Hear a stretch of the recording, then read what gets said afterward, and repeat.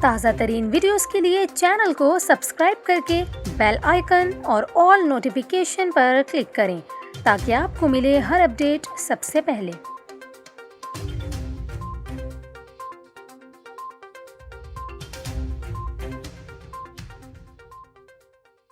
السلام علیکم ناظرین، ابھی آپ کو بتائیں کہ عالمی ادارہ صحت نے پاکستان کو متنبع کیا ہے کہ اگر اس نے فضائی آلودگی پر قابو نہ پایا تو معاشی تباہی کے ساتھ انسانی جانوں کے ضیاع میں بھی اضافہ ہوتا جائے گا۔ تازہ رپورٹ میں بتایا گیا کہ کم عمر بچے اور بزرگ اس سے سب سے زیادہ متاثرہ ہیں، جبکہ ملک میں مجموعی طور اوسط عمر بھی کم ہو رہی ہے۔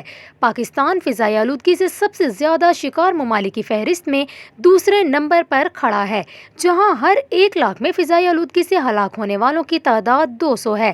پاکستان میں عام شہریوں میں فضائی آلودگی یا شور کی آلودگی کے انسانی زندگیوں پر اثرات کے حوالے سے آگاہی نہ ہونے کے برابر ہے، اور عام طور پر شہری اسے سنجیدہ مسئلہ نہیں سمجھتے، کیونکہ حکومتیں اس سلسلے میں اپنی ذمہ داریاں پوری کرنے میں بری طرح ناکام رہی ہیں۔ پاکستانی شہری گھروں کے اندر بھی فضائی آلودگی سے محفوظ نہیں ہیں۔ 36% کم عمر بچے زہر آلود فضا میں سانس لینے کی وجہ سے جانوں سے ہاتھ دھو بیٹھتے ہیں۔